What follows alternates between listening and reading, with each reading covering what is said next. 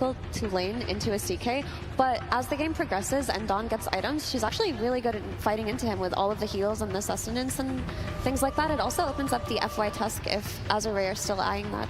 Oh yeah, that's a dirty combo. We'll have to see if they can get that. If they can get that, Chalice looks absolutely amazing on that hero as well. The real question for me right now is, to first pick a Naga Siren, this is not a hero that has been a first pick hero ever really, right? It's always, you fall off for 40 minutes, there's a lot of illusion clearing, you're a hero that can have 30k net worth but still feel like you can't take the fight, right? And now that you've snap-picked it into a CK, if CK can just go to offlane and there's a new carry matchup, there's maybe some Pangolier-style anti-illusion hero in the game as well. Like, there's going to be question marks for this Naga Siren that they either need to amp it up and take the fight early, use that Manta Orchid timing to take over the map, play that macro game, or just, yeah, just something I need to think about at this stage of the draft. Yeah, well, the good thing about the Naga versus CK, no matter what lane CK goes to, Naga will be good against it. So Naga in the safe lane is good versus the off lane CK, and if they dodge that matchup, well, Naga's just good in game versus your carry. But the real question is, how often is your carry actually the carry of the game? We've seen so many games where like some Spear Breaker or Centaur get super farmed and they become the true carry, so maybe it's a better idea to just try and shut down the Naga and just let the CK play, that first pick carry position, not actually be the real carry of the game. We got the Muerta picked up, and that means it's also a little bit of a deny pick to Tofu. It's kind of interesting that this series we have FY was the most versatile position 4 player at this international versus seemingly, based on Heroes pick, the least versatile position 4 player in Tofu. So yeah, he's forcing Tofu to play something else, which we know he can do. He just hasn't shown it, or hasn't needed to show it that much this event. Yeah. I mean, I think that Muerta, regardless of being led through or not, is going to be valuable at any stage of the draft, even if the player playing it is good. But I would like to see FY on one of his more traditional roaming heroes. I mean, Muerta does gimp him a little bit in terms of how he can go mid. I do remember Betboom Save playing this today, though, and wrapping around mid and doing some really cool plays. So maybe it doesn't stop his potential too much. But typically, you would do a support trade now for Gaimin, something to enable the CK. And already, here it is. Gaimin just setting the tempo, right? It's like, okay, we've got a CK, strong laner, Chen as well. Azure, when you have a Naga, a Muerta, a lot of scaling built in. The Muerta has to be a support in this situation, right? And already, yes, you can make those moves, but it's not as clean as you're mentioning. And yeah, so Azure might need some more defensive capabilities in this draft now if they want to try and survive this 20-minute Chen time, and that's just even earlier, to be fair. I think Pangolier looks pretty good now for Azure because it's good versus TK, but it's especially good at disrupting Chen drafts. But the thing about picking Pango early on is that he can easily be counter-picked mid, especially now that Necrophos has come back into meta. So they're going to have to hold out on that for a while. Oh yeah, they get out. Yeah, well, that's what I'm going to say. Like, Gaming Gladiators, like, the first thing that you have to think about when you play this team is not losing in 20 minutes. Yeah. That's the first thing. And I think the Liquid team, they have more experience than anyone playing versus Gaimin, right? So they were able to do that. And Azure, they already picked Naga, already getting a little bit greedy there. And Muerta, with the way FY likes to play, he likes to play a little bit more greedy. Now they do need some of that outpush that you were mentioning about, like the Pango or something, to be able to just keep these lanes out, be able to team fight when they come knocking on your high ground if you don't have a great early game. And the Pugner as well, already picked up to counter Naga once again. Life Drain instantly kills off the illusions. You get your shard, you're living the dream. So this first pick Naga, we were concerned about the counters coming into play already. The pace is getting set, the counters are coming in. If this is your Naga carry, it isn't going to be the cleanest game. It's a first pick overall. I will say, though, these two teams have faced only once before. And of course, Azure hasn't been around for that long. But they faced at the Bali Major in the group stage, and they did tie. So there is a chance that they are familiar with Gaming Gladiators playstyle. I mean, they definitely have seen the effects of it here already. And I'm going to hope that they have something against it. They were volatile games as well. It was like, I think it was like 28 minutes for one team, and then Azure won in 18 minutes. It was not a series of length, for sure. That was... We heard Stormstormer say yesterday their experience on an entity against Azure was like, oh my god, these guys just keep running at us constantly. Can they stop? And we saw against LGD, they tried it.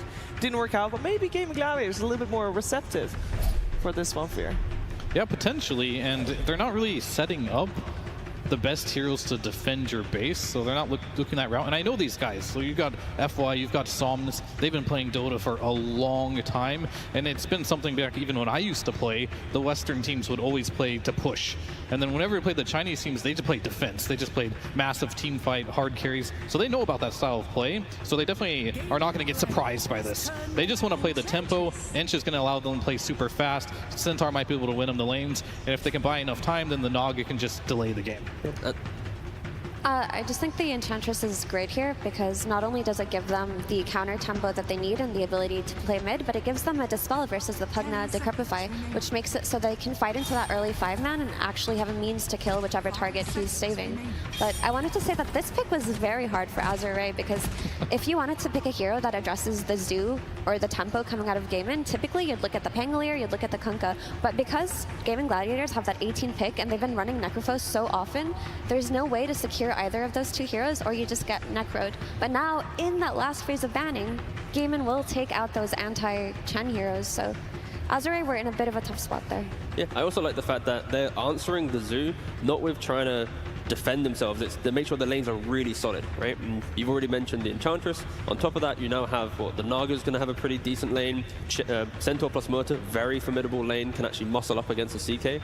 And on top of it, I think, yes, Pugna's very good against Naga Siren, but we've seen this matchup already at TI, where if you have one core hero that can find the Pugna, then you can stop the life drain, you can stop that big counter come into play, and then Naga can initiate after. So for Gaimin, they just double down on the logic that they're going for, right? They go for this Pangolier, try and be chaotic, because if they do come out ahead in lanes, then it is going to be catch-up for Azure. They won't be able to always protect or find this Pugna, sorry. So yeah, of course, Queen Pangolier, it's a classic. And Gaimin are set up to pick that Pango of their own because it's an anti-illusion hero. It would have been great for Azure, but there's no way they could pick it that early on. So they save themselves a ban by picking it themselves. They solve the Naga by picking it themselves. And now they get to ban out Necro and potentially Kunkka, the heroes that would have been good versus this Pango mid. Yeah, and we're seeing the meta shape up when you're first pick. Normally you pick your mid there. I'm noticing this because you get it out of the way. Now you have a flex pick, and you probably don't know exactly what to ban if you're Azure. Do we ban an offlaner? Do we ban a carry? It gets you more options going into that last pick there, where if you do end up picking something other than your mid, they're just going to ban two of the best mids, and you're going to be stuck with what's left. I just had to double check. So Quinn does actually have the most Pangolier games of any pro player at 80. So yeah, congrats, Quinn. You Congrats. Yeah. Like, he flames all the other players for picking it, and then he's like, wait a second, I'm at TI. Why am I not just picking it myself? This will be his 81st game, and he has a 65% win rate with it. So Azure have the read that it's just going to be an offlane pick for Gaimin here. The biggest threats were eliminated for this tempo draft with the Tide early on and this Beastmaster plus Spirit Breaker. That's a long time. That. You guys remember the Gaimin Underlord from earlier this year? Yeah, the Ace Underlord was so impactful because he plays it kind of like how ATF would play it, where he doesn't play always for auras, but he'd have that kind of transition point where he becomes a right clicker as well. But again, classic anti-illusion style hero, beef up, push the push strat forward. Yeah, nice to see it show up at TI. Don't forget the gate to a fountain so you can heal up and continue the push as if you never left. So that amount of pressure added to what they already have, it seems very scary. There's going to be serious damage issues coming out of Azure. I'm thinking about anything that could come out of the mid lane to correct this. Maybe Alina? Anything that can just do an absurd amount of damage. Classic. Well, I will tell you, I have been taught, and I still don't fully understand, but I've been taught that this is a great hero for Somnus, first of all, but also there's a little bit of a meme attached to it. Where, I'm going to try to explain this properly. There's the Chad, who is the PA, and then there's OD, who's the not Chad, right? And Somnus is sometimes considered as the cool, stable not Chad. But on the OD, they combine together. There's a meme about it. So I'm sorry. Where are we going with that? Yeah, I didn't explain it properly, but I know there's a lot of fans at home that are gonna be very happy. Let's find out if the coach of Gaimin is also very happy with that one. Thank you very much. I am standing by with CY of Gaimin Gladiators for the second time today, actually, because you played at the very beginning. You had, well, quite a bit of time in between with how the games went. And I hope you took that time to study, because I'm watching this TAI, and I feel like No, there are like a few consistencies, but every team seems to be doing their own things. How does it feel for you? That might be true. Like, I think everybody has an idea that like heroes like Bristleback and Primal Beast, etc., are pretty strong, and like Hard is a pretty good item right now. But yeah, it's pretty cool that everybody has their little ideas of heroes they like. Like some teams like Magnus, for example, we don't really pick it, as you can see. We might, who knows? But yeah, I kind of like that a lot. Most teams also don't really like Underlord that much, and you've picked it. In fact, I don't think you guys even like Underlord that much because you haven't picked it this tournament. What's it doing here? I think it fits pretty well, and it's pretty good last pick this game, I think. Like, it's not as strong as before. Of course, we had great success with it in like Berlin at the major there. I think we had like 95% win rate or something like that. So we'll see if we can keep the high win rate this time. Climate Pledge Arena, you ready for lower bracket semifinals? It's time for game number 1. Yo, what's up? Sunsfan here with Cinderin. We have quite the match ahead of us, Cinderman. Both of these teams have actually played today. We have Azure versus Gaimin Gladiators. It is going to be very hype because I know this is not news to anybody else. There's been a lot of Centaur games, but we have not cast a Centaur game yet. And I'm mega hyped for these fat, juicy, hoof stomped into double edges, Cinderin. What are you excited about this game? I love watching OD, so... Oh my, all right, conversation's over. That is just filthy. I mean, I feel like your judgment of heroes, you lost your permission after you said Lion is the worst hero to play against in all of Dota. It has been unpicked this team. I don't. It's not about it being good or bad. It loses the game, of course. Oh, so that's why you hate playing against it, because you win all the time. Yeah, it's too easy. I understand. Okay. Very easy. Yeah. So there's a couple of things here. Obviously, let's talk Underlord first. Gaimin Gladiators. This has been a staple for them all year. Whenever it's been the right game, and here should have a good lane against Naga Siren. You have the percentage-based damage against Centaur, which is also pretty good. I guess they wanted an aura carrier with their Chen strats. This is bread and butter Gaimin Gladiators, mid-game dominance kind of lineup. And Azure a bit on the greedier side. You've got OD plus Naga. And hopefully for them, the Centaur can get off to a good start, because I think they need him to be able to hold the towers when Gaimin's ball is inevitably going to come this game. Do you think either team coming into this has more momentum than the other? I mean, Gaimin have come from the beginning of the lower bracket, mind you. No team has ever reached the finals from the beginning. I think Gaimin has the most momentum because their games are shortest. Okay. So they're just faster in general. That's gotta be it, right? They're not messing around. They're winning a lot of their games with this Chen in like 30 minutes. And I was thinking, okay, in this series, Azure, if you're going up against Gaimin Gladiators, don't give them Chen. Yeah. And well, they did it game 1, so we'll see if they're going to have the solutions. Obviously, we're going to see the Enchantress as a potential pseudo counter. I feel like that whole dynamic has changed a lot over the years compared to what it used to. Wow, this is quite the 1v1 support battle we have going on here. Will it end? Ench? Okay, gonna stick it up. Dead. Another right click, and there's the fairy fire. I gotcha. He had a fairy fire. You knew that. I only saw the stick. You only knew that. Yeah. Good job. Relax. Baraccio getting already very low in this top lane against the old Centaur Muerta combo. Yeah, this lane is extremely potent. So you put down the calling, it gives Centaur time to walk in and connect the stun double edge combination, and then if you line it up nicely, you might even proc the silence. And yeah, that's going to be a tough one for Gaimin Gladiators. I think a lot of this is going to come down to whether Chen finds the right creep. And well, what do we got so far for good old Celery? He's got a Kobold Foreman. You wanted momentum, here you go. There you go, okay. Now just needs a Midas next. Okay. They stack. This would give speed aura, not the gold. I know. That's the big brother of the gold man. That is true. And the gold man doesn't really last too long, unfortunately. One day, we'll get that buff. I mean, he's drinking that golden cup. He should be given some money as well. This is a good creep here for Celery. Be able to take the Harpy Stormcrafter. And that is that still the S tier creep? Yeah, probably. I mean, it's one of them. There's a couple that you really want in the beginning. This one. In this lane, I mean, usually you want an offensive creep to play together with Chaos Knight, but I'm actually not sure if they can play offensively into this. The calling is such an insane defensive spell against anything aggressive Centaur or Chaos Knight wants to do. So maybe you have to kind of settle. He's obviously going to harass FY a decent amount with the Chain Lightning. All right, I have a question for you. Do you think Quinn has an obsession with Pangolier? It feels like it's all he plays after talking so much garbage about picking that freaking hero. He loves it. I mean, it keeps getting nerfed. We keep seeing it over and over and over. How does it fare against the OD? Because this is a hero that we haven't really... I mean, we've seen Somnus play. He's like...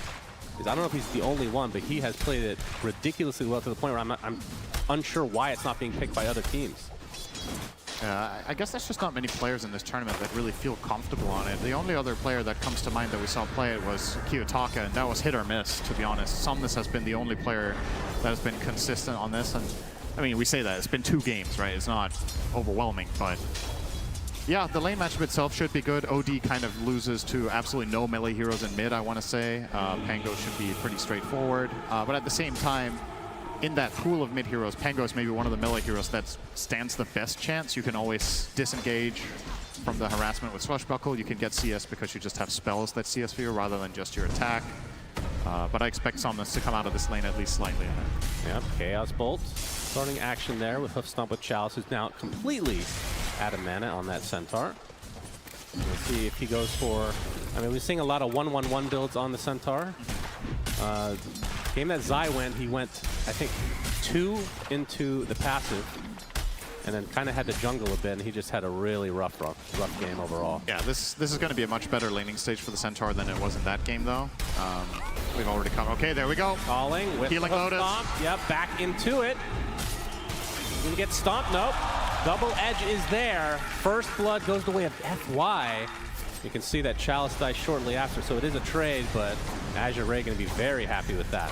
That trade isn't necessarily the absolute worst because getting levels on Chen is really powerful. Getting a stronger creep and more creeps in lane will be helpful, and obviously, considering how this lane goes, if he has any sort of just regeneration item or any heal, or in this case a protective item such as the medallion, that is even hybrid, can also use it offensively if they see a kill opportunity.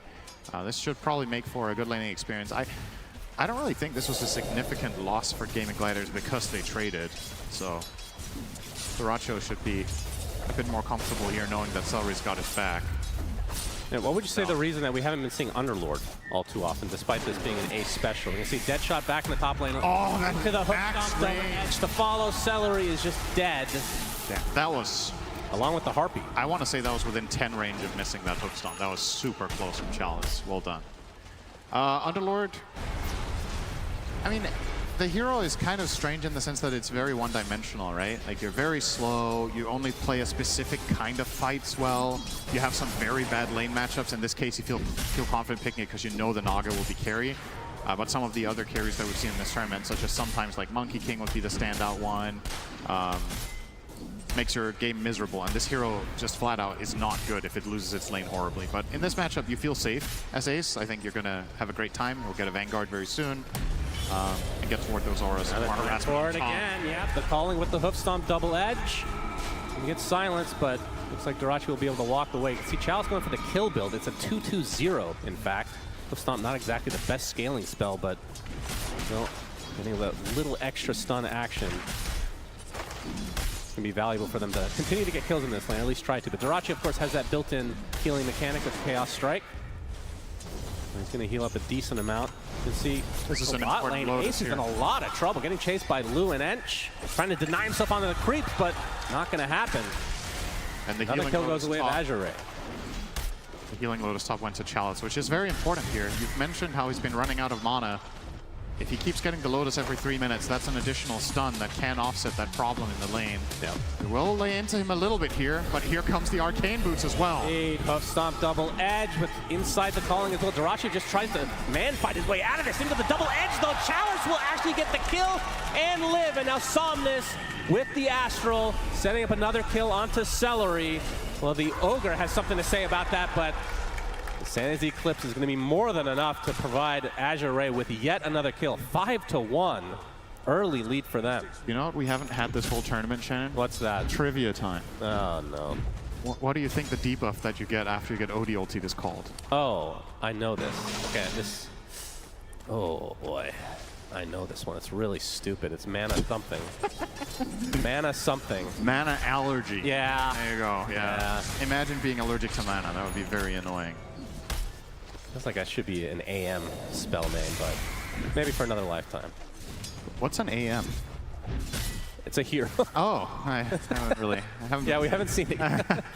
doesn't really exist. I almost forgot he exists. I think he was somewhat popular 6 months ago, and then people realized that he's very boring to watch, so he was nerfed. And then surely that's what happened. As long as he's not played at TI, it's fine, right? That's the balance discussion. The swash from Quinn. You can see in terms of farm, Somnus just a little bit ahead. Obviously, part of that is that gank top. Quinn has yet to leave the lane. Haven't seen the Rolling Thunder quite yet. Nice Satyr creep for the old Ench. And we'll see if Somnus ends up going for the same relative. Oh, he's in trouble. Quinn, Rolling Thunder. They get the OD to start. Doesn't want to put him on the cliff, though. Has to be a bit careful. Azure going to keep him alive a little bit, but he is completely surrounded, and Somnus does die. Quinn getting a very valuable kill here. Hurricane onto the Ench as well, surrounded by creeps. Do they have a stun? No. TP away safely, but still, mid lane down. Gaimin Gladiators pull away with a slight gold lead. Yeah, that is a very good kill for them to get. Obviously, Somnus was starting to have a, I mean, not an outstanding game, but OD is the kind of hero that you want to kill a couple of times if possible, so just slowing it down. The hero sometimes falls victim to kind of chain feeding, where in order to cast your spells and deal damage, you need to be in there, and if you don't have the items to sustain yourself against this kind of ball lineup, you could be in trouble. Oh, actually, wow, okay, that was not expected. But I mean, I guess at the same time, right? It is he was left 1v2. alone because Chen went mid, so Dyrachyo wasn't. Gaimin can get something out of this. Swash is going to miss. This is all for a position 5 Ench right now. They'll get it. But obviously, like we talked about, does cost them their CK in the top lane. And now, I mean, Somnus was kind of disappointed to see that hero because he wasn't even in range for XP. He's like, all right, I guess I'll help push because OD is very good at hitting towers, as you can see. Yeah. But he's going to lose his mid lane in the process with all these creeps from Celery. Well, Quinn wants to fight, apparently. Oh, miscommunication there. Yeah, Hoof Stomp not going to connect thanks to the Astral. Let's see if anybody wants to pursue any further. Looks like that might break things up. Still no passive for Chalice, so no retaliate. Yeah. They're going for that kill build. Is going to slow down his farming a little bit if this becomes a little bit more stale and you need to hit some jungle, not having any points in retaliate. Level 3 double edge. If you're stacking jungle, you can't just spam this with a Vanguard. The Seeds of Serenity offset it quite well though, so perhaps he's going to be okay. But yeah, a lot of the time we see Centaurs go to something like 114 so they can keep farming essentially for free all around the map. But yeah, you can't really question how much it paid off top, right? Yep. Dyrachyo was shut down quite effectively. 3 deaths on the Chaos Knight so far. Is the lowest net worth core aside from the OD of Somnus, who arguably maybe rotated a little bit too much. Like, he's moved top twice, like you pointed out. The second time he got nothing out of it except some tower damage, and the first time he was also maybe a little bit late to the party, so. And Dyrachyo refuses to give up this tower. We can see the calling come in, along with the ult from FY, already level 6, trying to apply some pressure to Dyrachyo. Quinn TP's in with that Rolling Thunder, looking for Chalice. Looks like that's going to be an easy cleanup for Gaimin. So good rotation overall. Meanwhile, hit a Malice from Ace, but he's surrounded by enemies. Trying to go through his Fiend's Gate, but it's not going to happen. He will die.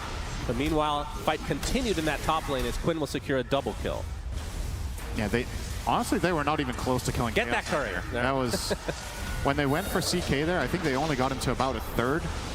So overestimating how much damage they had in the tank there were Azure Ray, and that punish from Gaimin hurts twice as hard when you also lose the tower. So, well, I feel like we've seen this type of game from Gaimin a lot of times this year. I feel like I'm watching a replay of half their games.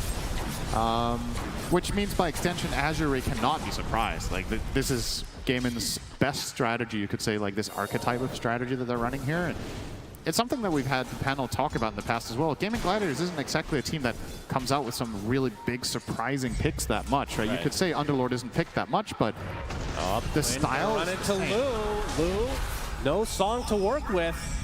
Gonna turn to the little piggy. FY trying to help it as much as he can. Looks like that's enough distance for the Naga to get away. Might cost them their Ench, and it will. So a good sacrifice for Azure Ray. Could have been a lot worse. But that's the thing about Gaimin, though, is that you're watching the strategy and you're like, you could have shown me this draft and I would have guessed it was their team, right? You just blindly show me this draft. Well, you just see Pango and you know already, right? No, who played this at TI? You'd be like, that's Gaimin Gladiators. But the fact of the matter is, you know they're going to run it. They're going to keep running it until they lose. And hasn't really been the case. So, you know. They're not slaves to the meta. Nope. They do what they want. They're doing what they want. They're doing what they're good at. And if you're not good enough to beat it, they're going to keep doing it. That's why we found ourselves in this elimination match. Lower bracket of TI. Winner of this secures top 3 and will face off against LGD tomorrow. There's Quinn now with the illusion rune in tow. Lady has Diffusal coming. We'll have it shortly regardless. Yeah, it's on the way. Lou gonna be working on Manta. No big crazy items. No switch ups from the Naga. That feels like one of the most cookie cutter heroes in the game in terms of just itemization. Maybe a Bloodthorn 4th item. That's the switch up. Centaur, on the other hand, you just get HP, so they're very exciting. He's going to be going for pipe this game. Do you think he's going to have to go for a blink a little bit earlier than that, or they're just taking this a bit slower? It's kind of awkward, right? Because if you go dagger first and you jump in and you catch the stun, it's nice, but the counterplay potential from Gaimin is just extremely powerful, and you might not be able to overpower them anyway when Chen shows up with Hand of God and maybe some good creeps and Underlord. Oh, the mech. Gwen with the Rolling Thunder. That's a kill. Okay. Oh, wow. That was extremely casual. He just walked up and slapped him in the face. Yep, that was Diffusal now online for Quinn. unexpected. I don't know how that was so easy. That was kind of strange that there wasn't any protection there and that he just got caught, but that's going to cost them a 2-2 tower by the looks of it. Maybe they're going to try to defend. All right, Somnus is here. Good damage. Finds Ace. That has a lot of damage being applied. So much pure damage. Insanity's Eclipse to follow. Looks like that's going to be the death of the Underlord. Somnus now finding himself next to Quinn as well. It's going to be a trade, though. Somnus will fall as Celery trying to run away from Chalice and company, but that's not going to happen. So a 2-for-1. The Ench looks like will live as the Zoo not able to fully commit any further. All right, that was a very good defensive rotation from Azure. I thought they were going to lose the tower there, but quick response. They're not letting Gaimin run the map as they want. And that kind of has to be the attitude you need to have against this type of lineup is you need to fight for your ground, right? If you give up even 10 or 20% more of the map, you're just going to get starved out and end up losing on gold. So fighting for every tower, protecting your areas is the name of the game here. Apply with a silence. Yeah. Close to Atos here, FY. Gives them some extra options. It helps the Centaur not buy dagger by quite a lot that the Muerta is going to be able to set him up instead. And they really want that pipe for the sustain. They need to be able to outlast the Pango ult. They need to be able to outlast the Firestorm. And as I mentioned before, buying dagger here isn't a gimme because you might not have enough damage to burst anyway, so maybe you're better off just having the durability in the fight. I have to say, this is feeling like vintage Gaimin from earlier. I mean, we've talked about them obviously a lot since they've been winning a lot of tournaments, but the last couple months, I feel like they've dropped off a bit. They've had a bit of a roller coaster, if you want to call it that, but top 3 network on their side. Somnus going to get some benefit thanks to the Stampede. Looks like that'll be enough for him to get away as Ace comes in through the Fiend's Gate. Horsey action from Somnus. Oh, he's going to show himself again, though. Hit just dodge. Quinn now with the Rolling Thunder. Can he find him in the fog? It's going to be close. Very close. Yes, he finds him. Shield crash. Down goes Somnus. Wow, that was really well played. That was a game of hot and cold. Well, he got him. So that is death number 3 already for Somnus. I mean, how does this hero come back? Is this here you have to get Midas on eventually, or that is kind of the down. Oh, hang on, that is a very Braccio. All right, that apparently was a Centaur. Yep. They'll be a little beefier than that, but that's a lot of in the meantime, trying to TP out in the midst of action. Looks like he'll get away. But Gaimin still, I mean, even if they don't get the kill, they're forcing these guys out of their comfort zone, back to their base. And we can see that lead just slowly growing in Gaimin's their favor, well, their flavor as well, but their favor mostly. Love myself some good Gaimin flavor. Delicious. Pangolier on the grill. Okay. Beef enjoyers. Wonderful. Yeah, so what does OD do to recover? This is kind of one of the problems of this hero is when it's doing poorly in the beginning, the recovery curve is quite steep, and you also didn't go Midas. So I think that is probably part of the reason that a lot of OD games that do get played end up buying Midas early, because the risk-reward of bypassing it requires a very, very well-executed game. And just these couple of deaths on Somnus now, the hero doesn't farm that fast. So if you don't have Midas, Tier 2 tower down not to catching up. 17 minutes. Rally skeletons. Yep. Oh, that's something to fear. We love the boys. A lot of the boys here. Yeah, there's quite a few. 5-minute cooldown on the boys. I don't see why they stop now. They're going to force out the fortification at the very least. Azure, FY will show up. There's the fort.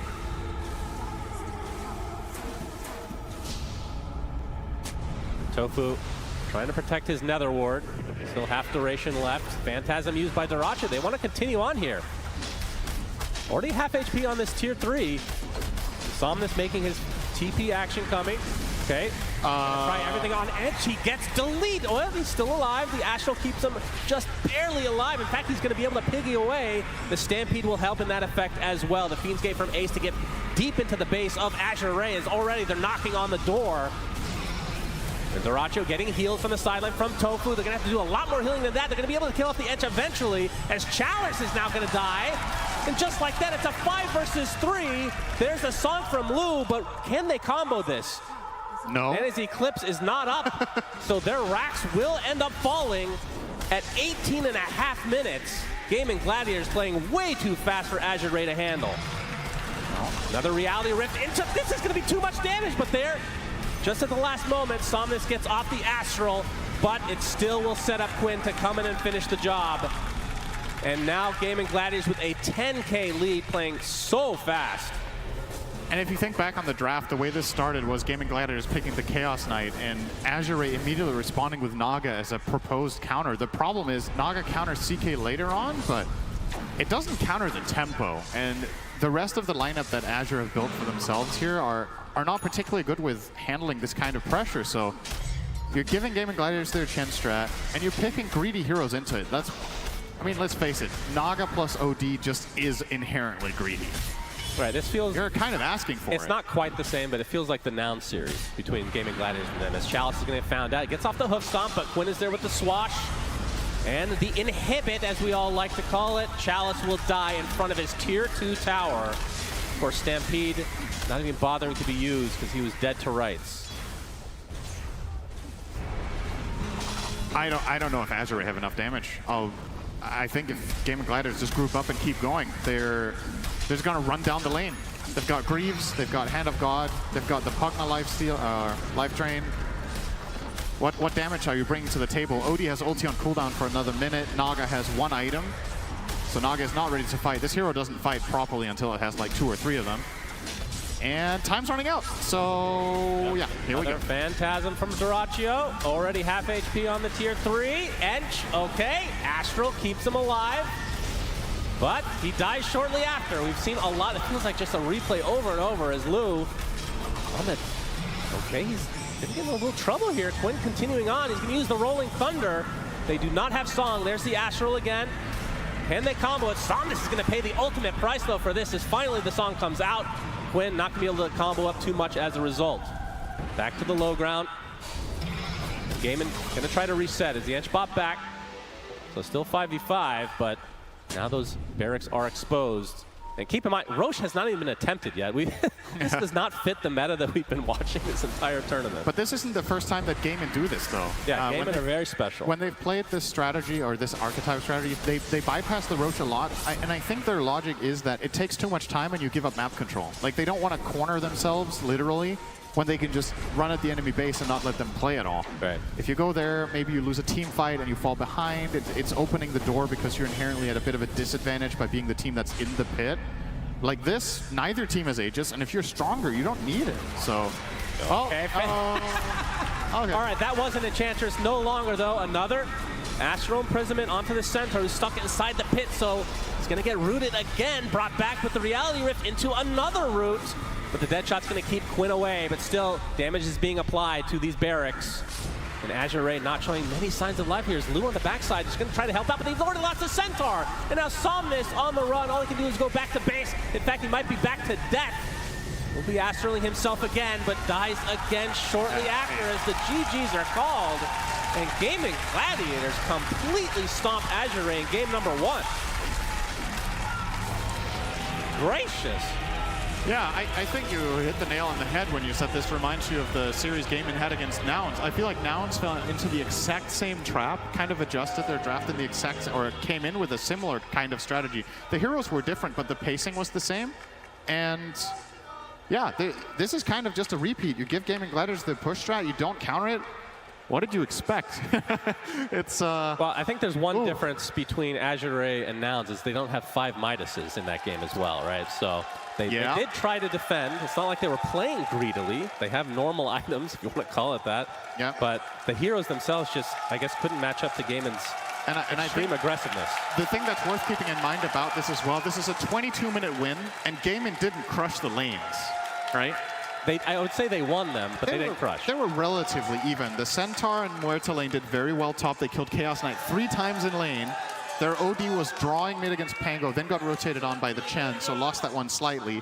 And the bottom lane, I mean, Naga was getting farmed, but, you know, it just wasn't amounting to anything because she couldn't contribute in the fights. So it's kind of scary if you don't get crushed in lanes and you lose 22 minutes in this match. I mean, is there a specific hero on Azure that you'd go back and, all right, let's not pick this against Gaimin? I don't think you should first pick Naga against this team. And if you will, ban the Chen, right? Like this whole dynamic that these heroes have against each other, I think inherently really favors Gaimin Gladiators. And more importantly, it's not just about one specific hero, it's about your like macro approach to the game. Are you playing early? Are you playing late? How do you bridge the gap? If you can't match game in an early game against Chen, you lose 9 out of 10 times minimum. So yeah, well, they got destroyed. It's not even close. In this first game.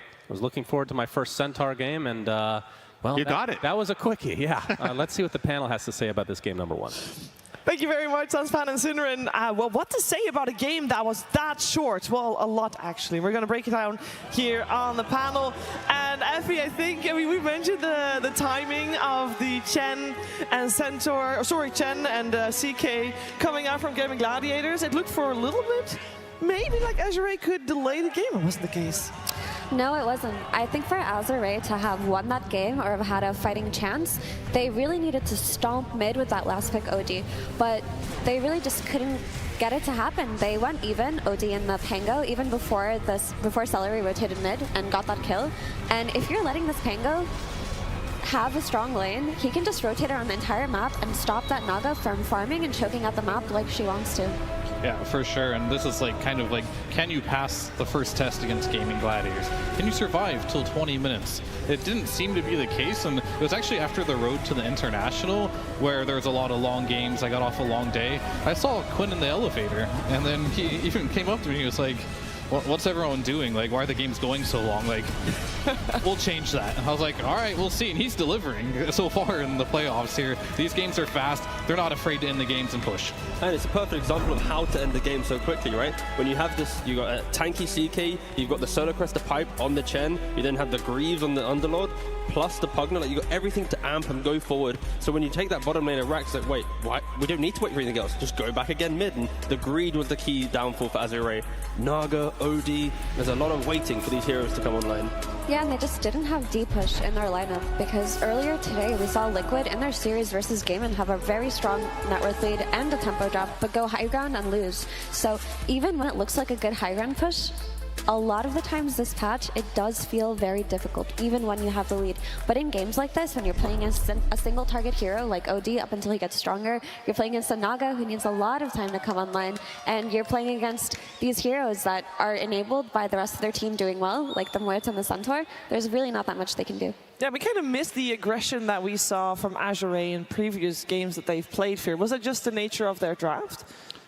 In a lot of ways, yeah. It's like they normally get off to a really good start. Sure, Chalice's lane started good, but it didn't end very well for him. And of course, you first pick the Naga, so you know that lane isn't going to go super well. You're playing versus the Underlord, and the big one, Effie already said, the mid lane matchup. If you pick that OD, you got to have a better performance than that, because he didn't slow down Quinn at all. And when Quinn has a good game, he runs from lane to lane, and it makes it very difficult to farm anywhere. Yeah, we knew what the matchup was going. Like, you pick OD into a Pango, Effie. They should have known. I mean, OD does quite well versus Pango, I would say. I feel like Quinn just has such a good mastery of this hero, and he's proven it time and time again. And I mean, often I look at this OD and I think, wow, this looks like a good OD game, but then it's picked and the hero just doesn't perform. I mean, we saw 9 Pandas lose putting their faith in OD. I mean, Kiyotaka is considered one of the best in the world, and he still couldn't make that hero look very effective. Yeah, it's also the swarming that you can do, right? When you have a Pango versus OD mid, OD, sure, you might CS better, but Pango just makes the moves on the map, right? You connect with your heroes, and then when you have such beautiful side lanes that go well for gaming, it's such an easy game for Pangolier. Any lane he goes to, it's going to net a kill. Meanwhile, OD's like, I can't match this aggression, I can't do this yet. And then Naga also, I can't do this yet. It was a lot of just coming out from Azure. Yeah, and we don't see a lot of Underlord. This one, of course, worked out fantastic. Does it mean we're going to see it more often, T? Is this like oh, this Underlord is doing quite well. Other people should be having it on their radar. There probably won't be another game at this TI that a team first picks Naga Siren to allow a team to pick Underlord like that. This was a rare opportunity, and yeah, it's not going to happen again. Underlord maybe, Naga first pick, no. Can I be a little fair? I think there is a good concept when it comes to Naga Siren versus CK, especially now that CK's come into that first pick material over the last week. So I know that Naga is one of the best heroes at disengaging, and you guys are very loud. It's so hard. Naga is one of the best heroes at disengaging versus a cooldown ulti hero like CK, but I think that the biggest issue with this Naga was not looking at anything else but the Chen. It's this Chen that made Naga impossible to play, and we saw in Gaimin series versus Liquid today, Liquid did not give them Chen once, not once, and that's what Azure have to do. They do not give that away. Well, we'll see if Azure is gonna let that Chen through again, because it did look incredibly strong, and it just sets a tempo that is just so hard to deal with. We've seen it time and time again. But of course, back to the drawing board for Azure. We'll see what they come up with for game number 2. Before we do that, though, we're gonna check in with some fans, and I don't know whether it's Slacks. It is Slacks. He is somewhere. Where did he go? Where is he? Thank you so much. Yes, I am here with some more outliers from our crowd, some very important and special people. Could you please introduce yourself? My name is Munir. And what is your name? I go by Stan. All right, now, gentlemen, you have maybe the hypest stat out of anybody in the entire arena. Do you have any idea, after talking amongst yourselves, what it might be? Well, I think maybe it's because I suck after so many years of playing Dota. Now, that's all of us, my friend. No, is that all right? No? Incorrect. I think it might be because of Ochre. Okay, okay. Any idea? Maybe I got banned a lot of, like, you know, the people reported me. I don't know. Or maybe a spam inspector. I don't know. You guys are on the right track. That's a no, all right. You two have, drum roll please, the most rapier purchases out of any single person in the arena. These guys are giga-chads. They don't care about anything. The stat also, you lost the most rapier. No, I'm just kidding. No. All right, I gotta tell you, you guys are giga-chad base to max. What makes you buy rapier so often? Well, I'll say salty teammates. Oh, no. Don't edit that out. Why do you buy so many rapiers? The best comeback item, guys. Trust me. Make more rapiers. Make more rapiers. Make my name out of the list. Make more rapiers. God, my God. Now, one of you, if you remember, ended a game this week with 3 rapiers in your inventory. Do you know who that was? I think it was you, man. Could be me, yeah. What do you mean, could be me? I try to make a rapier every day, you know, it's like, it's an item in the game. It's there to make it, so you make it, you know? Well, best of luck to you, gentlemen. You guys are fantastic. One more round of applause for these 2 psychopaths. Thank you so much. You just try to make a rapier every time you go into a game. I mean, that's a strat, Fear. Have you ever tried that? Every game you go into is like, today, this game. I like winning MMR, so. Well, you didn't say they were losing with the rapiers. I mean, I don't know. We'll have to ask. You could be right. Maybe they win every game, and they're the best players in the world. First item, 7th item, 6th item? Like, when are they buying? So many questions. We didn't have that information. I mean, no. You gotta go back out there and ask the question. I'll find them. Don't worry, I'll get back to you with that one. Will you actually? There's no way. Trust, I will find a way. I will find that guy, and I'll find out exactly the I'm gonna hold you to it. Yeah, There we how many people would have ended the game this week with 3 rapiers in their inventory? Probably a lot, actually.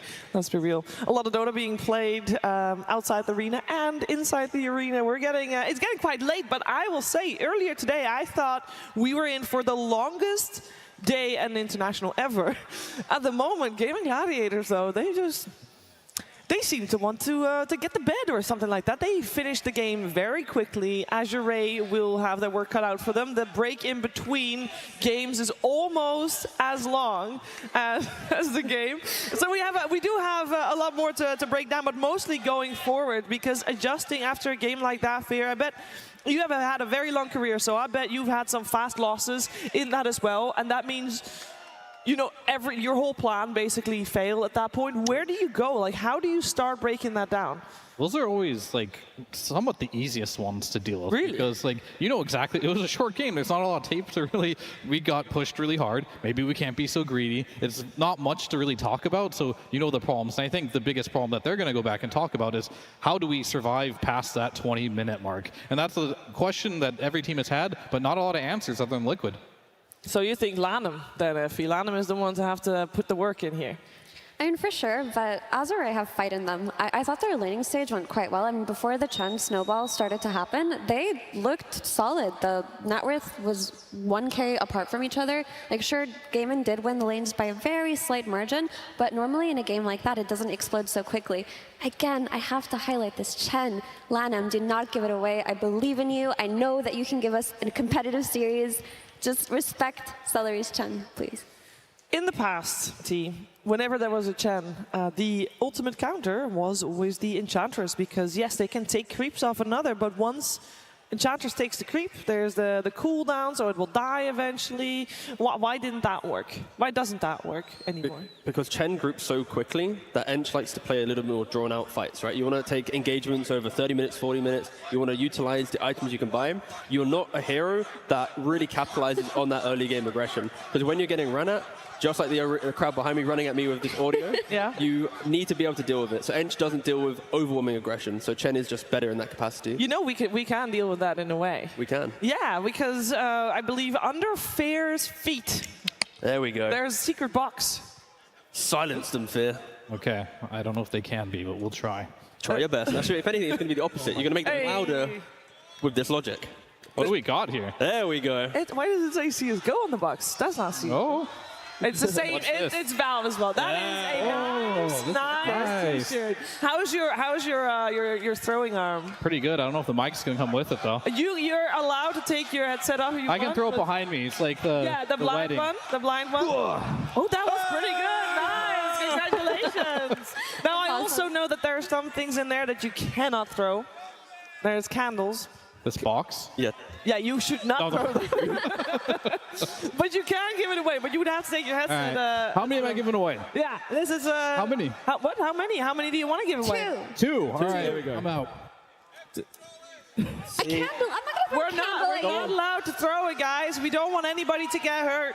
How about we very gracefully and calmly pass you a candle? See, look, look, such an endearing fan there. No fear. To your right. To your right. Oh, he threw it. He did. Yeah, okay, but that was allowed. That's that a light throw. Oh. And look, there. Whoa. Oh, I thought that was a candle. I actually thought it was a candle for a second. I was like, oh my god, Fear is unhinged. What is this? That's a jersey. Oh, that is a cool jersey, that is. Do you guys like this one? Does everything? I'm not as good. Everything must go. Of an right, go right, athlete as go you. right, go this way. Yeah, go right. There you go, T. Go left, go left, T. okay. Go left, T. Far left. T. Go left. Wow. Nice. Good catch. There we go. All right, this right, is well, fun. everybody's ready. They got their swag bags on, and the lights go off in the arena because it is time for the players to be in the spotlight. It is time for the players to take the stage once again, as we do have Gaming Gladiators and Azure. Game number 2, Darash Show is soaking in these crowd vibes right now, and it is feeling really good to be in this arena in Seattle on this Saturday night. We're, of course, on the penultimate day before we crown our champion, and both teams still have a good shot, but Azure is with their backs against the wall. They need everything. They need everything they have, and before we see them play, we are gonna hear them talk. TI 势力对我来说，在小时候可能会非常难受吧。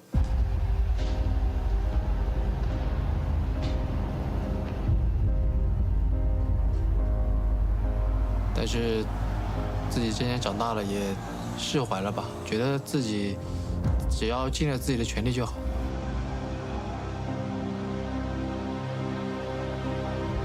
就自己还算是一个可以重新站起来的人。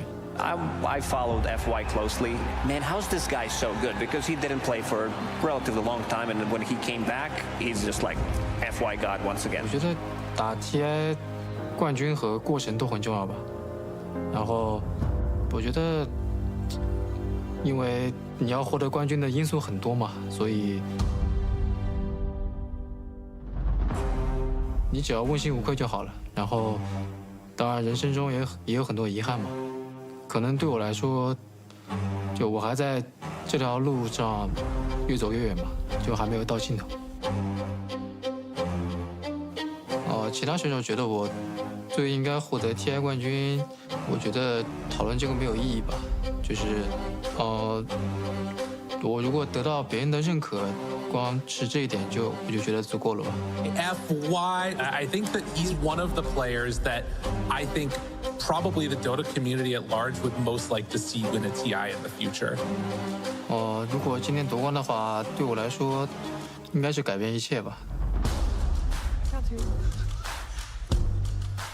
FY, yeah, he definitely, I mean, there's something to be said. Some people deserve a TI. I think he deserves a stage, and he's got it right now. And climbing ever higher is what he is doing, as he says himself.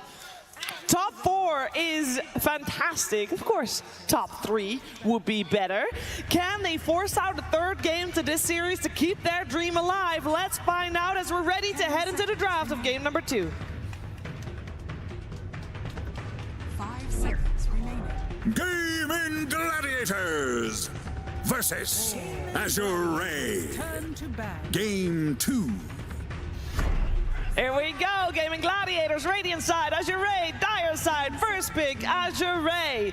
And they need to come up with something different. And I know you guys were a little later than me in terms of seeing the bans there, but I think a lot of people are going to be very happy to seeing that Chen removed, so they don't need to see and don't need to deal with that one anymore. We got Bristleback and Nature's Prophet removed on the side of Gaimin Gladiators, and more healing heroes eliminated as Azure take out the Dazzle T. I think this is a welcome change. Yeah, I think if anything, Azure is saying, after that first game, we respect your pace that you can set, how methodical that you are, and they're not going to mess around. They're taking out these high-paced heroes that Gaimin have utilized to win games so quickly. And of course, in the panel in the past, we were talking about Chen. There it is, Dazzle as well. Will they, go again with another high-paced ban?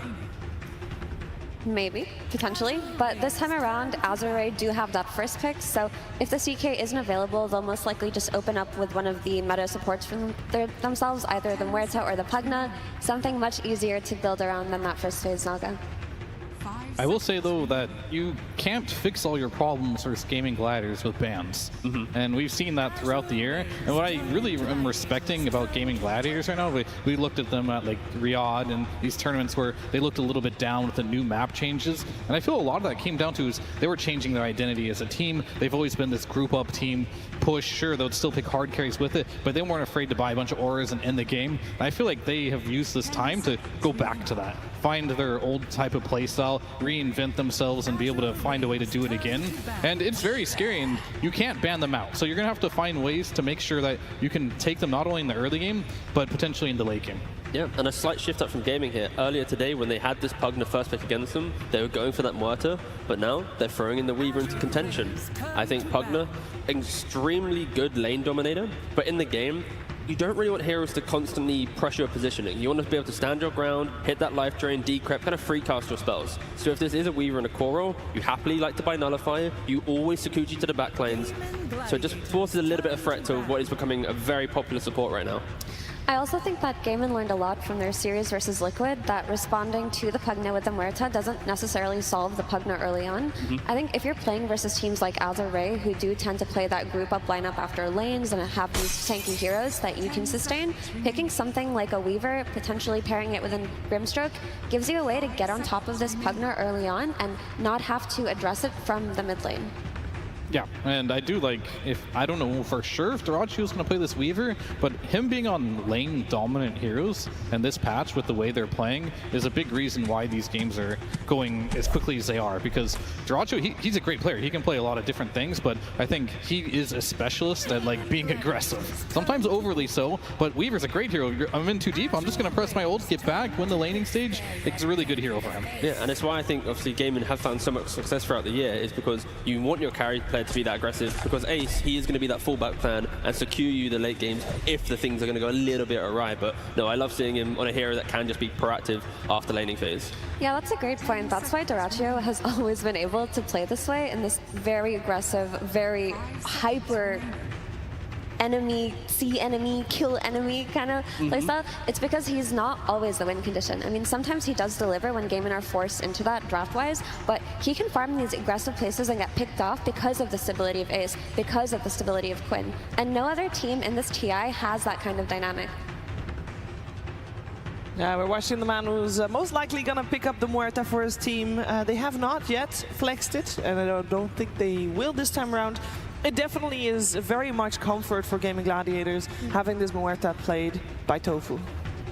Yeah, and the nice thing about it is it opens up all of Ace's hero pool, right? It could open up a potential Tidehunter lane, a potential Centaur pairing, and it also makes it so that the enemy team has to think about Grimstroke. They don't want to expend their ban on it, right? But if they leave it in the pool, it could be a hero that Gaimin is eyeballing. Yeah. Also with meta, Ace, he's only played, I mean, technically Lone Druid is kind of ranged, but also melee. He's only played one true ranged here, that's Dazzle. So all of the melee heroes that he has been playing will just amplify a range position for, like Murta, to just do a lot of pressure in the lane. And I'm curious what Azure's response is going to be to this, because Gaimin's not showing that they want to push really hard or anything right now. They're keeping it open, and most likely they're going to pick an FY hero here. They're probably just debating closely what's it going to be. And it's going to be the Clockwork, and that is a hero that I have seen a lot against the Muerta. You just get on top of the Muerta, maybe buy a Blade Mail, whether it's support, like you can try and deadshot him out, but he's going to stay in the cogs, right, and still battery assault you. You hate getting jumped on top, so pretty good pick. Yeah, same thing to Weaver to some capacity, right? Like if you get on top with the cogs, then you're gonna have to force the timeouts to get back out of the cogs, and it's just a lot of vision and backline jump, and at least, like you mentioned with the Muerta, it's annoying. Weaver, it can be annoying. And then you go as well with the Kunkka. So a lot of mobility needed for Weaver to feel good, and now two heroes that can contain it either through the cogs or through the X mark. It's, yeah, some nice responses for Weaver for sure. That's a bold Kunkka pick, I'd say. Just I don't think Chalice hasn't played it yet. Correct. What I see, he has not played it yet, and we know Somnus loves the hero. And from what I've seen of most all Somnus games, if he doesn't have a good laning stage, this team does fall apart a little bit, and he's so good at exploiting other mid laners by just picking a good hero to punish them. So we'll see what happens here, and then I think, yeah, we're most likely getting that Lone Druid in the off lane here. This is a hero that Lone Druid, he loves this matchup. You can Tidebringer him all you want, but with the synergy, he's going to keep healing it back, he's going to keep right-clicking you back, and once you get level 6, you're not bursting this hero. The last time they picked this Lone Druid, they followed it up directly with a Pangolier, but they don't have that this time around. They need some kind of tempo controller from the mid lane to make it so that Lone Druid can take these fights. They need some form of control, right? Whether it be an Earthshake or an Earth Spirit. So I wonder if they're capable of bringing it out here, but that's what makes the Kunkka pick so brilliant, in my opinion. I know that it looks bizarre coming out this early, but I do think that Chalice can play it if they need to play the flex. But early on, they couldn't get the hero that they needed versus the Zoo, versus the tempo. They needed something like the Kunkka. So if they secure it here, they still have the potential to respond to the mid lane pick in their overall 18th pick anyway, so it works out for them. Yeah, it feels like a reaction to how Gaimin won that first game for sure, 100%. And I think the only thing for Azure right now, showing your double support so easily has given Gaimin that ability to pick Lone Druid, right? Like this Lone Druid into some Pugna lane, into some Flock lane, you know you're going to have a good time, and you don't care about these heroes, like pretty much the entire game. And you throw an Ench as well. So the previous game we saw the Chen, now you put an Ench. Like these are just, they're just double downing every single time on, if we win our lanes, we're going to take your towers very quickly. And we aren't seeing it too reliably from other teams so far in the international, but Gaimin at least, they're drafting very quickly in the pace that they want to set in their games. Yeah. In that case, wouldn't you be able to address the Lindred with a Luna? You know, something that can play into it on lane? A Luna?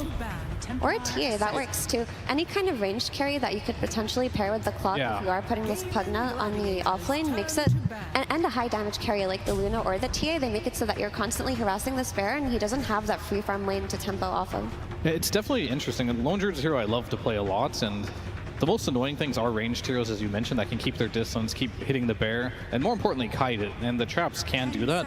But the one thing I have noticed with Lone Druid versus TA is sometimes you want to burst a hero as TA, and bursting in true form is almost impossible.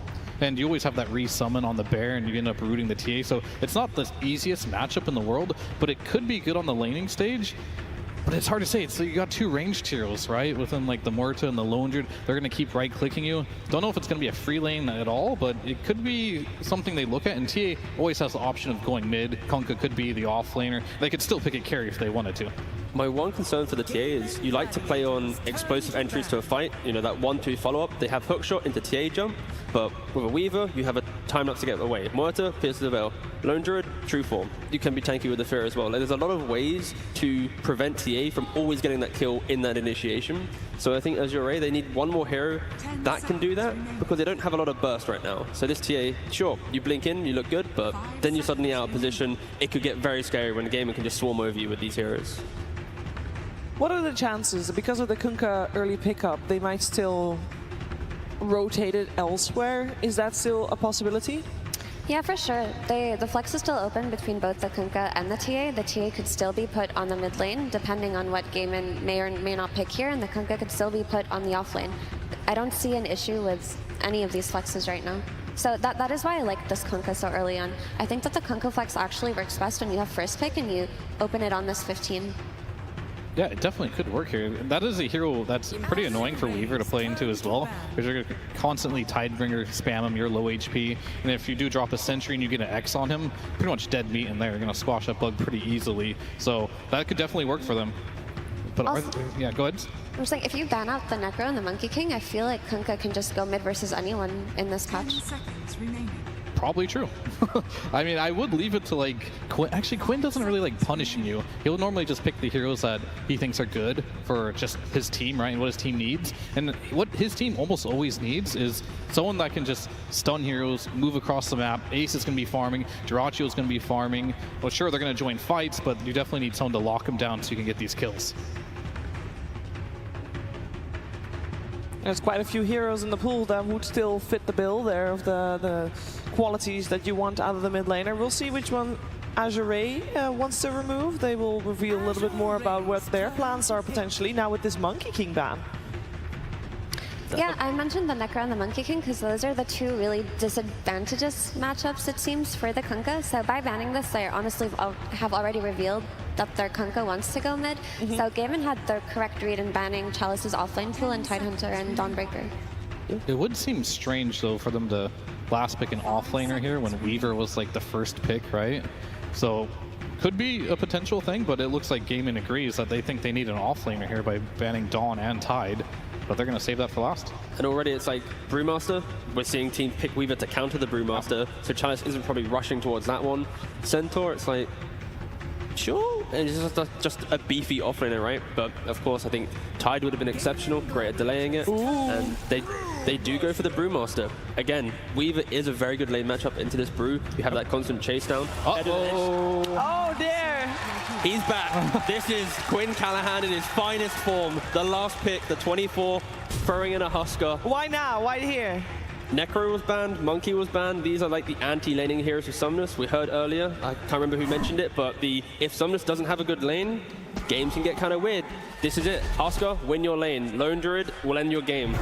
Gaimin want to get out of this one. Yeah, this is also the first Huskar of the International here, so a little bit of extra flair coming out for Gaming Gladiators. Yeah, I mean, earlier Quinn played the first Word Spirit of the International, now he's playing the first Huskar. I mean, it looks like an excellent Huskar game. He's going to have a great lane versus Kunkka. There's no natural Vesselfire on Azure Ray to pressure him early on, and it's great versus TA also. I mean, this TA win condition becomes a lot scarier. Now, for me, it's all eyes on the Brewmaster. What is Chalice going to do for his team? How is he going to be able to win these fights? Is he going to be able to cycle in the Huskar? He has to have a good lane for that. Yeah, and I think this Huskar, it's a great Huskar game overall. However, generally, we don't see Huskar a lot, and the main reason is he normally needs more heals with him to keep him alive. And this isn't really a draft where Gaming Gladiators can keep the Huskar alive. They don't have the Chin anymore. They have the Inch, they have a Lone Druid, they have a Weaver, they have Morta. They don't have like that Dazzle Huskar like effect or Chin Huskar, so he's going to have to keep himself alive, which means he has to have a great laning stage. This is his 19th game on Huskar. He's got a 72% win rate. He knows when to pick the hero. He knows when to do it. And I think, to be fair, this is kind of that game. If it was any other team, I'd argue they don't know how to end the game in time. The meta does not dictate this type of pick. But Gaimin, they showed us in the previous one, they know how to win in 30 minutes. And this would be the type of draft to do it. Damage is Azure Ray's issue. And against a Huskar, a Lone Druid, a Weaver, you need damage to kill them off. And do they have enough to kill even one, if not all three? So how is Azure Ray going to extend this game longer than the big ball push from Gaimin? What do they need to do? They need to win their side lanes. Or they need to win their side lanes and then rotate the Clockwork early on to deal with this Huskar. If they can kill Huskar once or twice in the early game and slow down his tempo, they can play off of Brew's great team fight. Well, let's find out if they can do it, if they can force out game number 3. Before we head to the game, though, we're heading over to Marshall, who's standing by with Coach Lanham. Hello everyone, I'm with Lanham from Azure Ray, and Coach, I want to ask you, are you surprised they're picking the Huskar, and what's the communication before the game starts? What's the communication to your player to get them ready into next game? 想问一下你，就是有没有惊奇他们会选 Huskar 这个英雄，然后在刚才 BP 结束之后，你是跟小伙子们怎么来沟通去打 Huskar 的？他们选哈斯卡这个其实是我觉得应该受了他们第一局的影响，他们第一局赢了比较轻松，然后觉得第二局可以用同样的方法来赢我们。我觉得哈斯卡这个英雄除了对线，其实在整体他们的阵容里面是比较差的，因为他们没有控制吧。然后我们可能会玩的就整体会更散一点吧。Well, I think they get some effect from the first game. They pick Huskar because they win the game 1 so easy, makes them into picking Huskar, and hopefully they wanted to win us again. But I feel like Huskar doesn't really fit to their draft this game. I feel like they are lacking control, and we will play loose, and we have confidence. Back to your casters. So Lanham's not going to be too happy with the beginning of this game. Holy Jesus! Already 3 kills for Gaming Gladiators. That was the biggest inner fire I've ever seen. Now Softness under his tier 1 tower will fall as well. A 1K lead at negative 10 seconds in game number 2 for Gaming Gladiators. Oh my God. All right, well, can I just say I love the irony between, or the juxtaposition of that interview, and you can see at the same time his team just getting bodied in the river. It's like, I don't think they have enough control to handle us, and they killed 4 heroes. The only thing missing was Curb Your Enthusiasm music in the background, because my goodness, that could not have started any better. This is a 2K gold lead, minute 0 for Gaming Gladiators. They get 3 bounty runes, 4 kills, of which 2 of them go to the Lone Druid, a tempo-based offlaner that Gaming Gladiators are running. I think, you know what Gaming Gladiators comms were in this draft? They were like, okay, 22 minutes, guys. We can do it faster. They're effectively doing any percent Grand Finals day, top 3 TI finish against Azure Ray. And there, I mean, there's no way around it. Azure Ray are already in serious trouble here, and they've got to pull one out of the bag to handle this safe lane. Yeah, I'm going to have to go back and watch that VOD a little bit later. Zdracha's taking a little bit of damage here in that bot lane, but that level 1 inner fire, I think it hit 4 heroes, if I'm not mistaken. Yep. A wombo combo before the runes even spawn. Okay, so if you're Azure Ray, I can't stop laughing. How do you reset after that? Because that is so ridiculous. I mean, the main thing that you have to try to play on is recognizing you need to not let this snowball, right? Like, that's the biggest thing. If you can't win your lanes at this point, oh boy, FY is dead. Yep, it's snowballing already. Chalice now in a 2v1. Gonna take some heavy damage, will likely live. Yeah, Gaimin Gladiators have strong lanes too. Did I mention that? Ench Weaver on one side, Lone Druid Muerta on the other. So not only did you lose the rune fight, you're playing against some extremely powerful lanes. And that's what I was gonna say is maybe you can't win the lanes in this game. The challenge now is to not bleed too hard, because I would feel like if this started out at just as a flat-out even runic courier kill. Oh boy, well, it's just the Wraith Band recipe. It all adds up, you know, they're already starving, so... Yeah, true.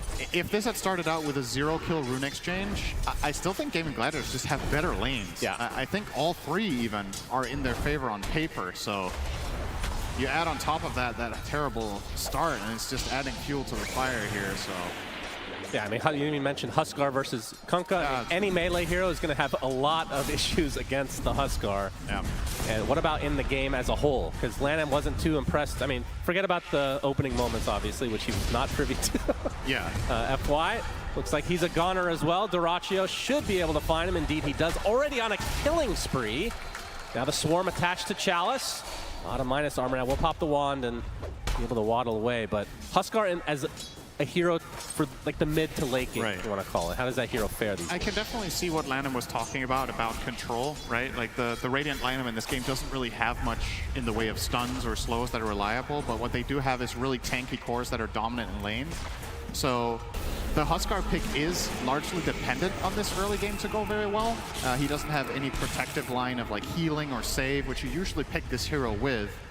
But again, on the side of Azure, not exactly the best damage either, right? You need time to get that damage. A lot of damage just being gone on by this bear. We'll have to use his meld, which obviously they're not going to have a detection that deep into the tower, so he will live, but my goodness, getting bullied so hard as Chalice will now die, and Dyrachyo, he's 4-0.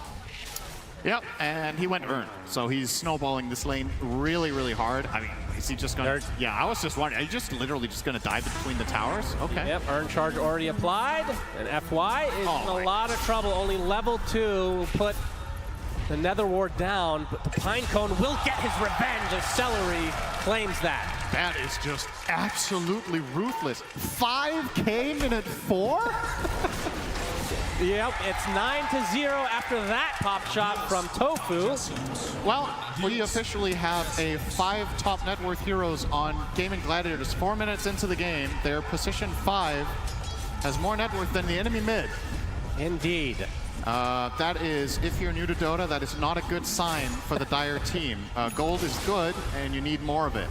Quinn Somnus trying to dive against Somnus. Doesn't have his ult quite yet. Celery's going to find him with the tomato. Inner fire to destroy Somnus again.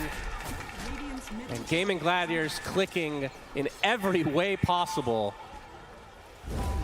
And Azure have really... All right, good news, Brew is ahead of Muerta by 30 net worth, so they have a hero in the top 5. Saving grace for Azure. And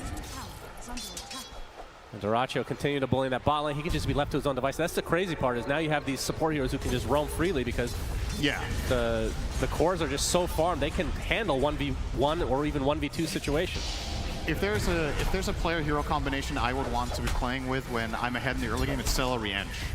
This guy is an absolute terror on the map, and Chalice. Next target. Pinecone has come again for you. Celery will claim this time 11-0 Gaimin. Oh, will this be the first kill for Azure? Quinn getting pretty damn low. Berserker's Blood doing pretty good work, and finally will fall to FY. Not exactly the hero that you would want that on if you're an Azure fan, but at least they get a goddamn kill this game. Good God. When is the last time you've seen a kill bounty of 750 at minute 6? That's how much gold they got for Quinn. Ridiculous. Oh my goodness. Yep, it is it's something for Azure, and I think the hero that can solve this game for them has to be the Kunkka, right? You need levels on this guy so he can rotate around on the map and find setups. Oh, getting surrounded, but FY's going to TP in to try to help out. His root onto the clock. Now Ace with his bear. Literally 1 versus 3, by the way. Doesn't look like he'll be able to take him out. Fishing for a root here. A lot of rotations, but no kills either way. Although Somnus now cutting him off from the other side. They're going to spot the bear again. Going to get inside the cogs. Dyrachyo is actually making a quick rotation through the gate. The bear will fall, and Ace is pretty damn low as a result. The clock will end up dying, but the big kill is Ace going down to Lou. Dyrachyo will clean up FY in the meantime. Can he get more out of this? Level 6 now against the level 4 TA. Dyrachyo, time lapse just in time. Earn charge still applied to Lou. Looks like he's going to survive, although Dyrachyo's not done yet. Kidding me? Okay. He was Shikuchi, but okay, 2 very big kills for Azure, showing some signs of life here in this game number 2. Lou is now jungling TA minute 7. Can't really have any laning presence right now with the amount of resources he has, so it's time for plan B, or I guess this is probably plan H, but no, it's a plan. Yep.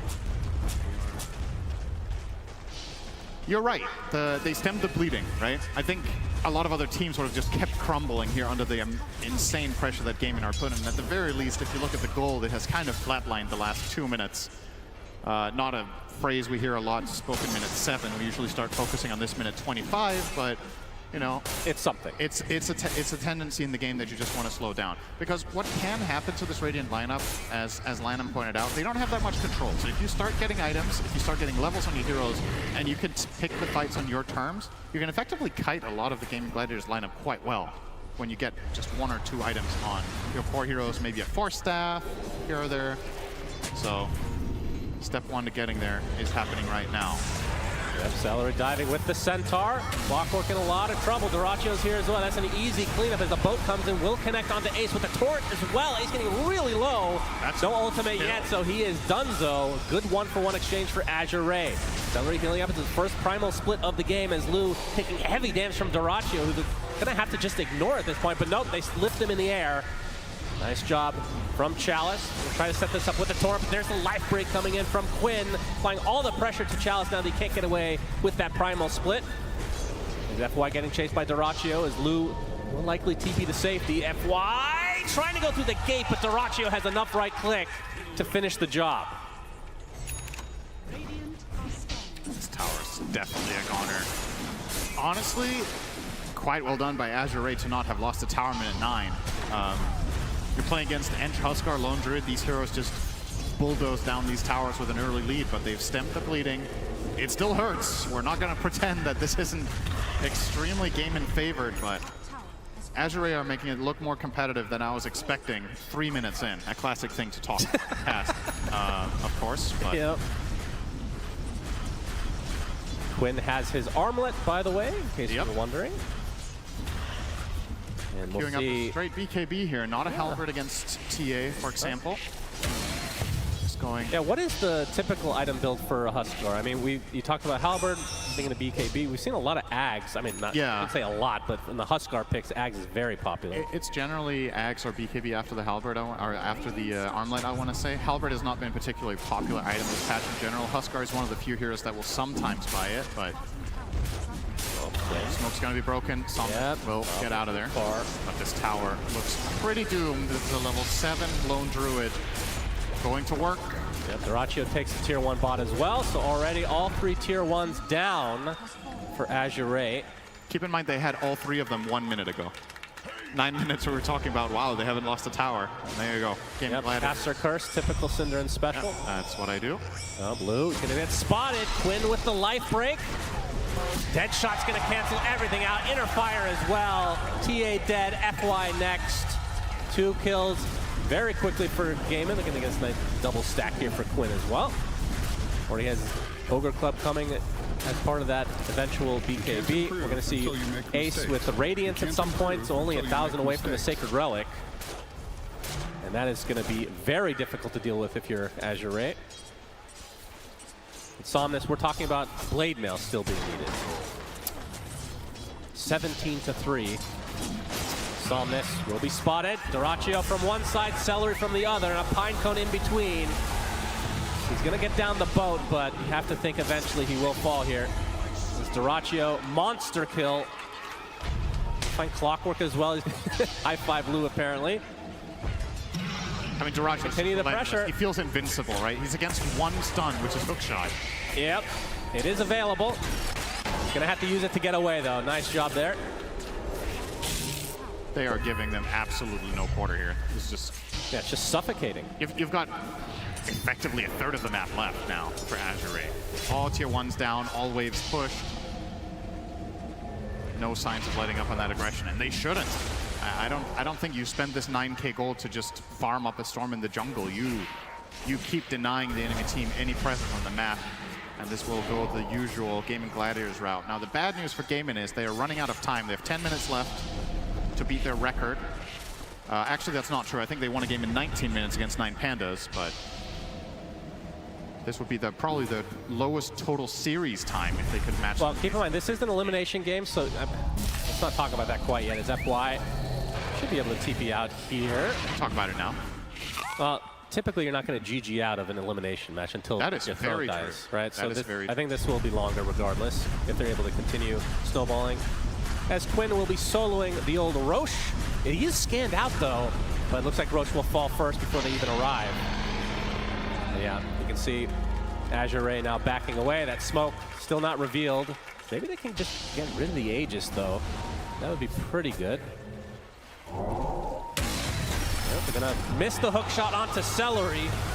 Gonna get torrented into the boat though. Dyrachyo coming from the other side as the life break will connect onto the clock. That's a dead boy. 100% will burn to the burning spears. As Dyrachyo announced with nice swarm hitting 3 heroes. FY gonna take a dead shot and will die shortly after. Another 2 quick kills for Gaimin. Godlike minute 13 on the Weaver. He's been in 16 out of 20 kills. Dyrachyo just running the map. Absolutely crushing it together with the support duo in particular of Gaimin Gladiators. Just, yeah, what a hero Weaver is when you have a great start like this. And just these matchups just so free. And keep in mind, this was the first pick of the draft, right? They picked the Weaver into Pugna. And the solutions from Azure are just not there with this early disadvantage. Look at where he's farming.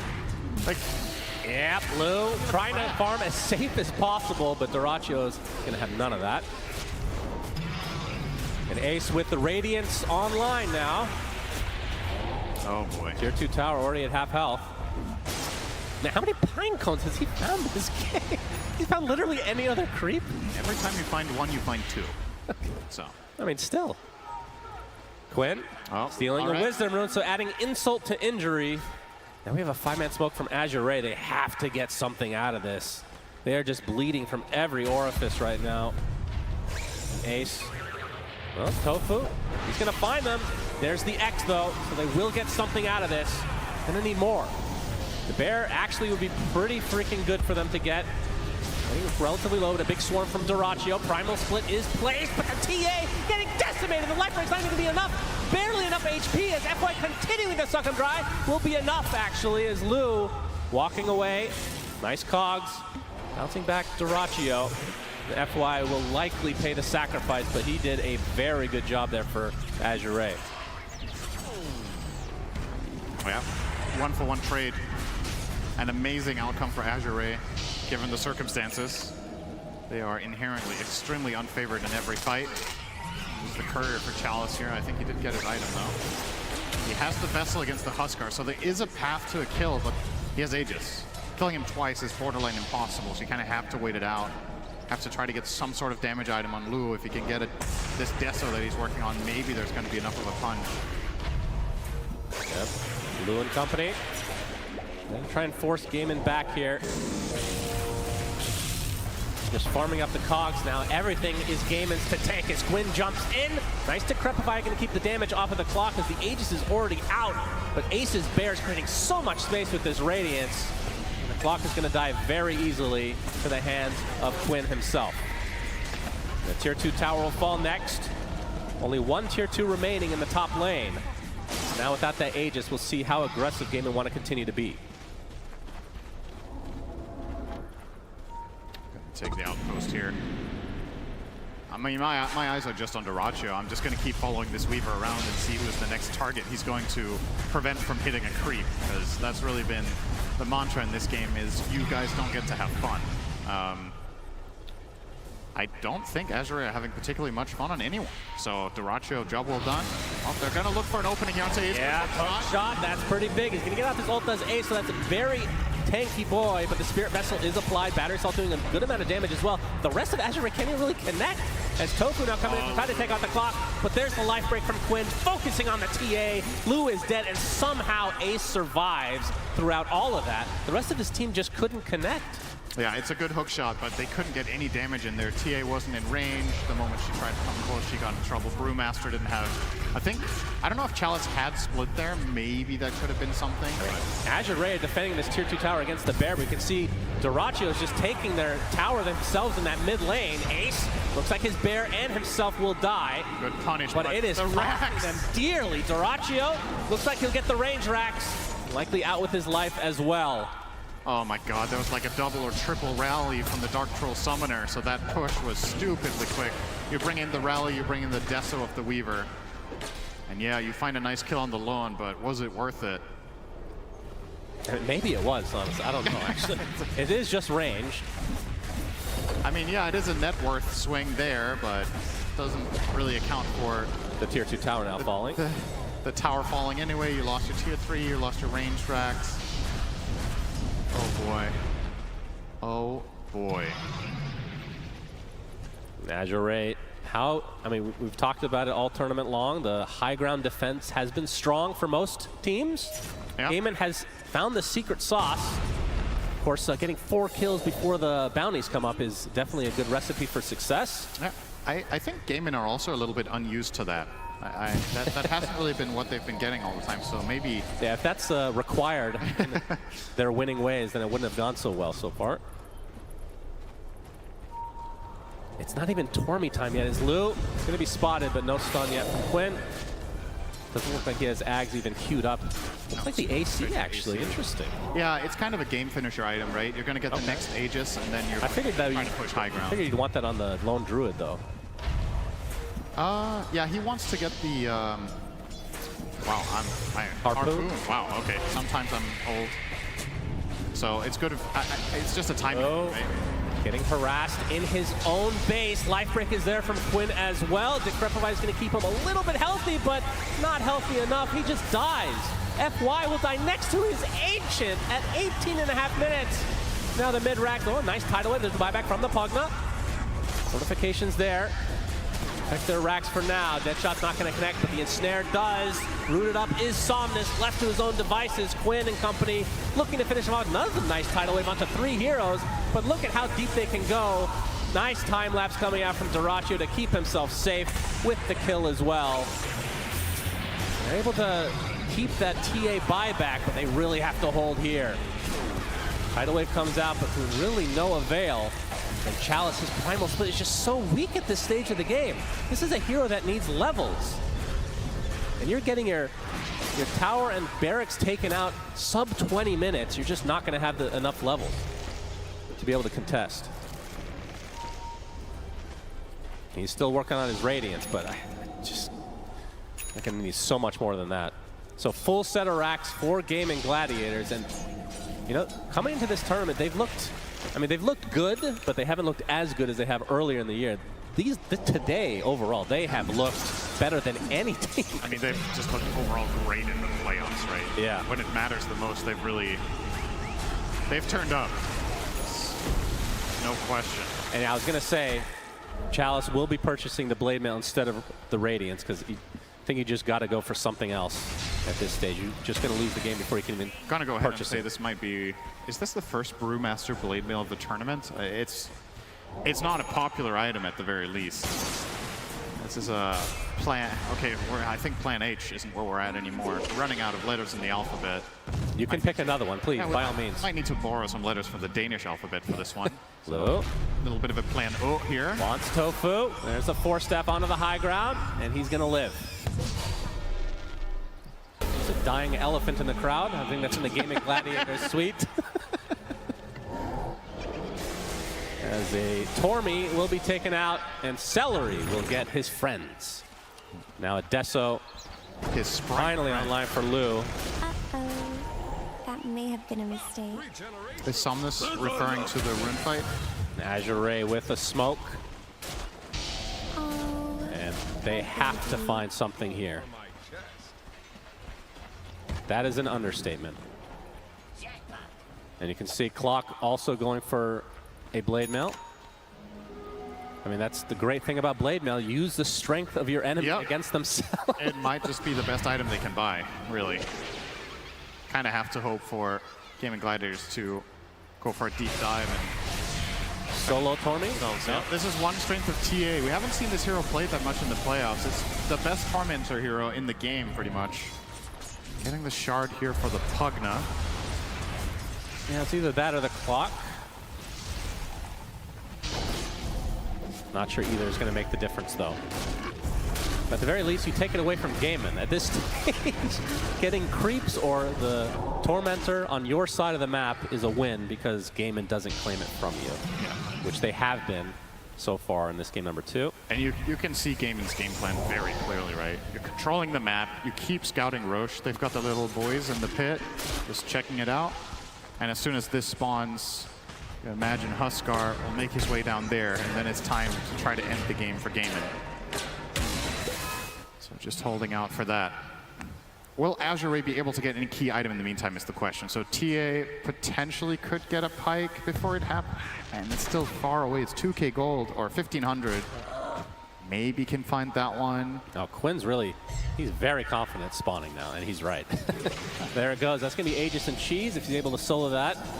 And Duraccio scouting things out on the Azure Ray side of things. The Bear going to town on Somnus. He uses the title with Duraccio. Already popping the BKB. They're going to be able to find FY very easily as Chalice. Going to have to use that Primal Split, but no. He just dies. They're dying one by one, dropping like flies. 3 dead already for Azure Ray. And the hook shot's going to miss, just adding more insult to injury. Triple kill for Duraccio. And now Lou, is he going to die in the footstep of his own fountain? Yes!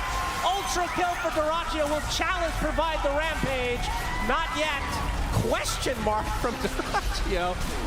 Likely will be penalized for their next game. We'll see as GGs are called. Gaimin Gladiators with a Gaimin shellacking against Azure Ray. Great. How ironic. They waited like 3 minutes, and then Duraccio was like, let's go. While... Oh, Roche spawn. Let's end the game, actually. Let's not take Roche. Huskar wasn't even there. Quinn was in the pit while they were ending the game. Oh my god. Okay. You said it after game 1. This reminded you of the Noun series. Now we can officially say this is pretty much the exact same situation. Back to back, absolutely destroying the opposition. Not even remotely close this series for Gaimin Gladiators. And tomorrow is going to be quite the challenge for LGD, I've got to say. This is, I personally was expecting Gaimin Gladiators coming into the series as the favorites. I did not think it was going to be that was just way too deep. They've been playing on just a different level since making it to the lower bracket, which, by the way, was from the beginning of the playoffs overall. Panel break down this quick 2-0 absolute domination from Gaimin Gladiators.